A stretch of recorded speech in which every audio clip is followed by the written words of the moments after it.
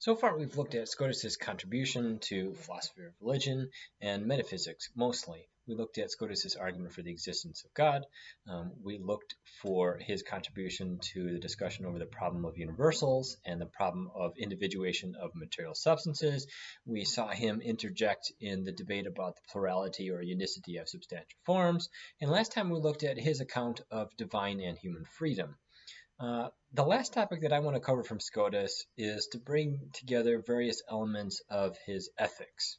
And the two topics that I want to discuss that Scotus has something to say about are two of the topics that we saw Aquinas address and one of the topics that we saw Abelard discuss when we read him earlier. The first topic is what matters in determining the moral goodness or badness of an act. Now, we've seen that there are several different ways to chisel up a moral action. Like Aquinas, Scotus identifies roughly three main parts or aspects of a moral act: the object, the circumstances, and the end. Scotus, however, formulates his list of the relevant parts slightly different than Aquinas does. Scotus talks about the first part being the object, the what it is you're doing. The second part as what he calls the first circumstance, the end or the why you're doing it. The third part is what he calls the second circumstance, the manner or form, the how you're doing it. The fourth part is the third circumstance, the time, the when you're doing it. And the fourth circumstance is the place, the where you're doing it. And so what we get are a total of 5 different parts. He splits the circumstances in a more fine-grained way than Aquinas does, and he puts the end under the first type of circumstance. But they're still getting the same rough account, is that you can split the moral act into the object, the circumstances, and the end. Also, like Aquinas, Scotus thinks that all of these parts of an action need to be good in order for the act to count as morally good, as he puts it on page 600. The goodness of a moral act is from the aggregation of all the things that befit the act, not absolutely in virtue of its nature, but according to right reason. Therefore, since right reason dictates that a determinate object, a determinate mode, and the other circumstances must be appropriate to the act, complete goodness does not come from the end alone. End quote. Elsewhere, Scotus, like Aquinas, also distinguishes between the interior act of the will and the external action, placing the end in the intention of the will and the other parts in the exterior action. He, like Aquinas, argues that both of these parts need to be good in order for the action to count as morally good, though he too seems to recognize that the interior act of the will is in some sense more important in determining praiseworthiness or blameworthiness. So far, it looks like Scotus and Aquinas are mostly in agreement in how they're approaching the moral act. One of the key differences is going to be how they're understanding the natural law, how they're going to determine how you evaluate the object to see whether it is the right object or not. And indeed, I think they'll probably also disagree on how to properly evaluate the end to see whether you have the appropriate end or an inappropriate end. So what is the natural law? Well, the commonality between Aquinas and Scotus is that they both say the natural law includes those moral precepts or moral laws that we can discover by means of our natural reason. But according to Scotus, there are only two sorts of moral precepts or moral laws that are discoverable by reason alone: those that are analytically true, in other words, true by definition, and those that are necessarily required for our supernatural end, which is union with God. Every other moral precept can only be known by means of revelation. Here's a key question that really concentrates Scotus's account of the natural law and really reveals how differently he's thinking about this than Aquinas. The key question that he considers is whether all of the precepts of the Ten Commandments belong to the natural law. As we saw in the Prima Secundae, question 100, article 1 of the Summa, Aquinas thinks that the answer to this question is yes. All of the Ten Commandments belong to the natural law as well as the old divine law, and so they can be known by means of reason as well as revelation. This is a position that Scotus argues against in our reading from him on this topic. In order to understand what's going on here, first let's rehearse what are the 10 precepts of the 10 Commandments. Traditionally, the 10 Commandments are split into 10 commandments and divided between 2 tablets, which Moses was said to have carried down from the mountain. On tablet 1 are all of those commandments that pertain directly to our duties to God. So tablet 1 includes the first 3 commandments. Commandment 1, I am the Lord your God, you shall not have strange gods before me. Commandment 2, you shall not take the name of the Lord God, your God in vain. And commandment 3, keep holy the Lord's day. The second tablet has more to do with our duties toward one another. So the fourth commandment, honor your father and your mother. The fifth commandment, you shall not kill.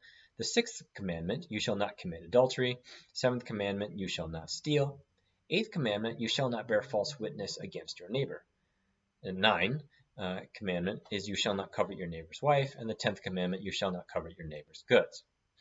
So the question then is whether all of these 10 commandments belong to the natural law. That is, they can be known to be morally wrong or morally right based on reason. Scotus' position is that those commandments included on the first tablet do belong to the natural law, perhaps surprisingly, since what they command is either analytically true or necessary for our supernatural end, which is union with God. And so those commandments can be known by natural reason. But those commandments included on the second tablet do not belong to the natural law, and so can only be known by revelation. This is surprising.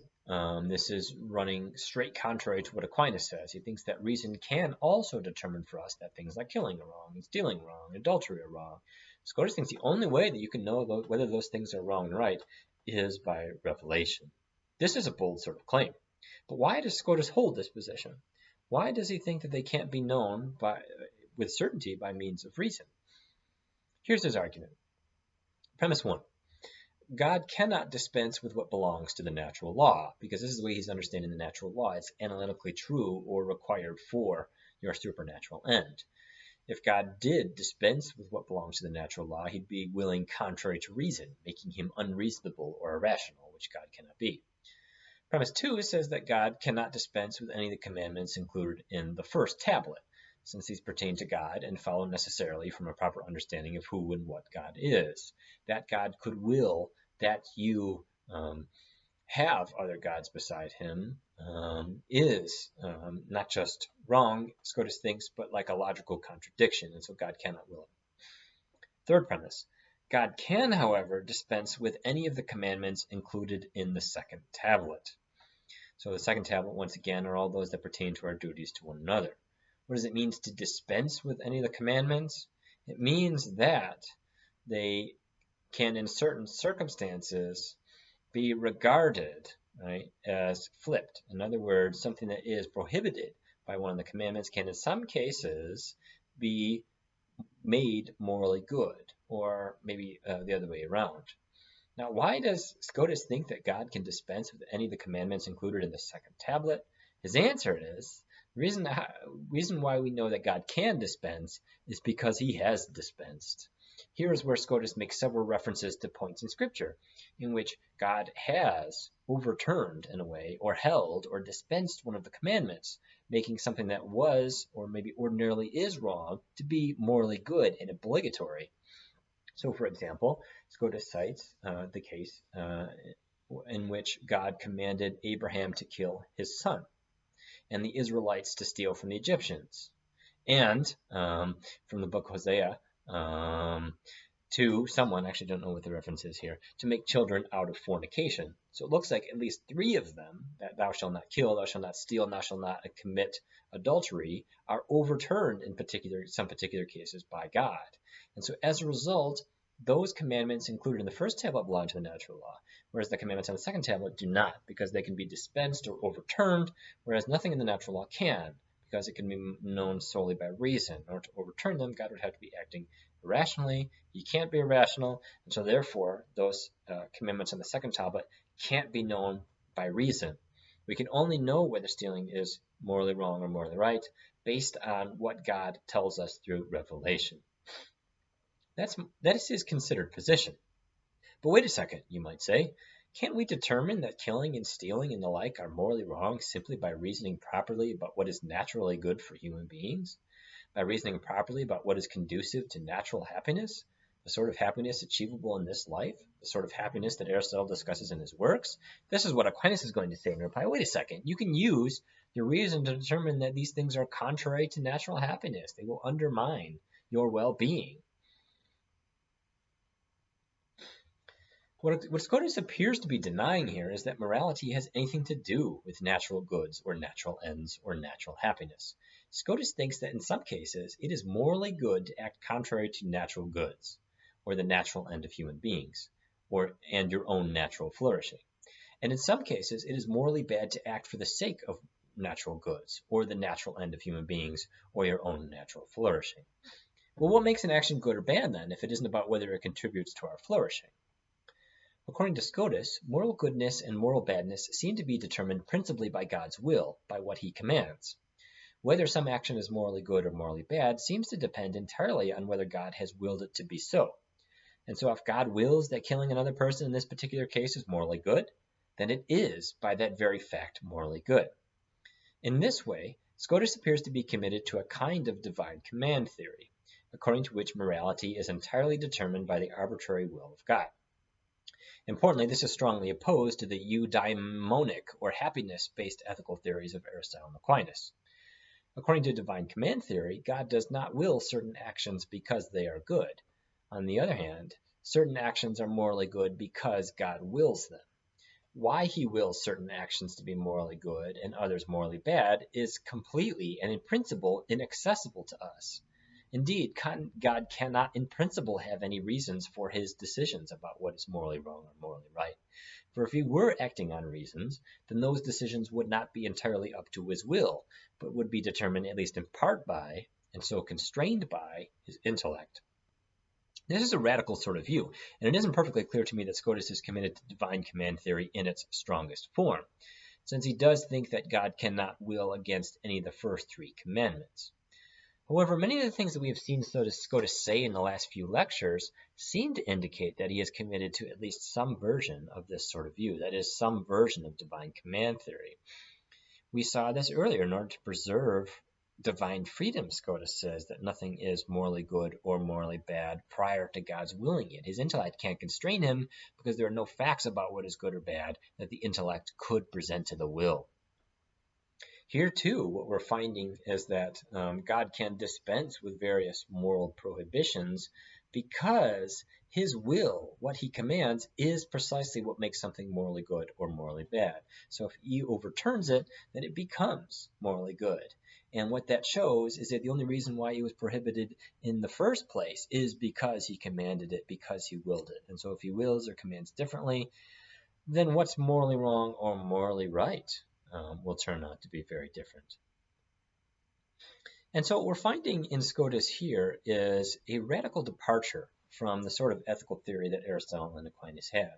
Aquinas' project was to try to fuse the happiness-based ethics of Aristotle with the strong sense of God's sovereignty found in the Christian tradition. Scotus is skeptical of the possibility of this proper integration. We saw that Scotus sees a lot of great things in Aristotle in natural philosophy and metaphysics. Scotus is very much an Aristotelian natural philosopher and Aristotelian metaphysician. But we see here in his ethics is that Scotus is much more suspicious of the applicability to Aristotle in the realm of what's morally good and morally bad. Here Scotus seems to leave Aristotle behind and indeed argue against him in favor of a more strictly, will, sovereignty of God based ethics, which has very little to do with any kind of sense of virtue or natural happiness or natural ends that Aristotle had in his ethics.